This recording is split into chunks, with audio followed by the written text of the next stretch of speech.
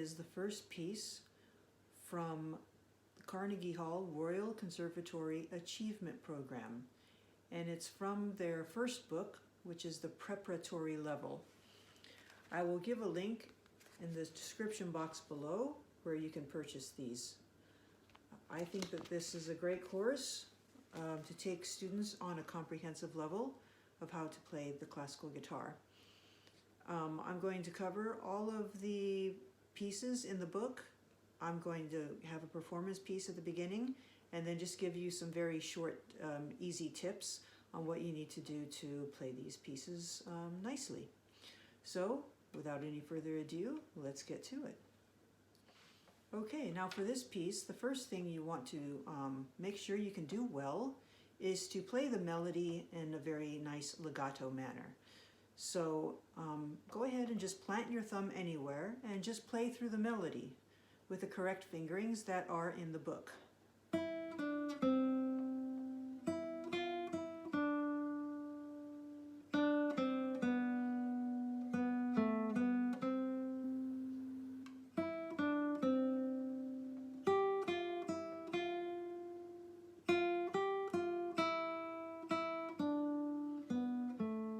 Now at this point, it might be nice to go to Ponticello because you're doing a repeat of the melody. Now at this point, you might want to bring your hand back to the regular position or even Dolce. Dolce is closer to the fretboard and Ponticello is back here and your regular position should be right about here. So Dolce might be nice and maybe increase the volume as well. And then just bring it back.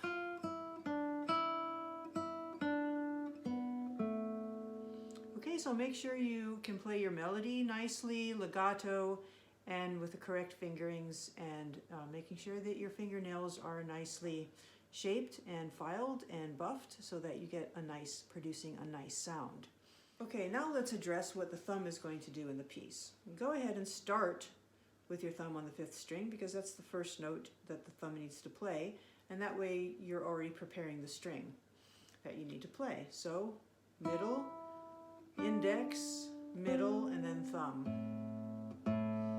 Middle, index, middle, and as the index comes down on the D, go ahead and mute that A, and then while D is ringing out, then you can change your thumb to the 6th string. Then M, I, M, and then right when you play that M on the 6th measure, your thumb is going to come and mute the 6th string again because there's a rest there.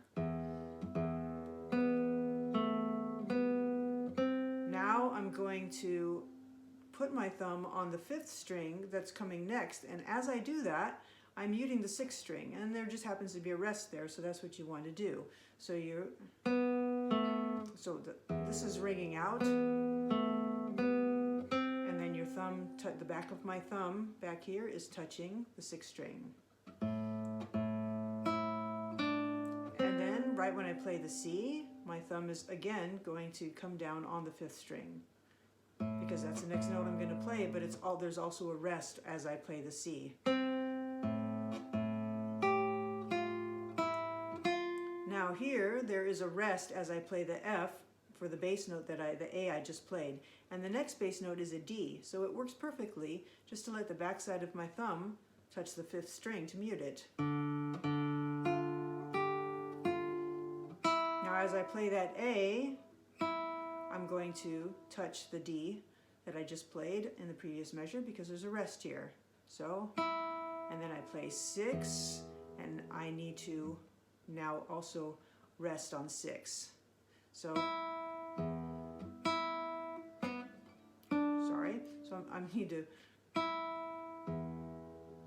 rest, thumb, rest.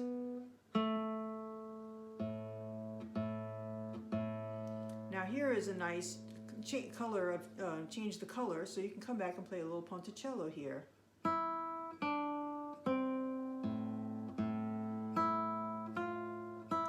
The 5th, and then play the D, mute 6,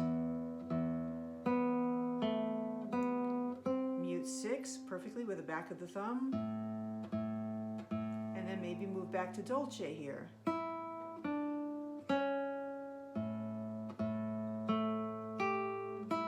Mute 5. Mute 4. Mute 6. Mute 6 again. And then you slow down a little bit, ritardando at the end. Okay, I hope some of those tips help. The important thing is to learn how to mute with your thumb when you don't want certain notes to ring out. And I think that that is a great takeaway lesson from this piece, to get a nice legato melody and then to mute unwanted bass strings by learning how to do that with your thumb, either by placing your thumb on the string or using the back side of your thumb when you want to. Say you played a 5th string and your next string is that you want to play is the 4th, then I can mute that with the back of my thumb. And that's the only way, well, the only way to mute that would be to come back and touch it.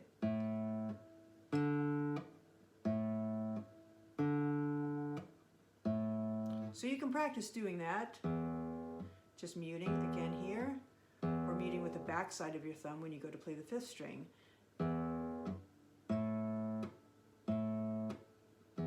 Either by touching the same string that you just played with your thumb, or using the back side of your thumb. So practice that, and I hope you found this lesson helpful. Please let me know by liking the video, leaving a comment. Please subscribe to my channel, and check the description box below for ways that you can help support my channel. And I hope to see you in the next video.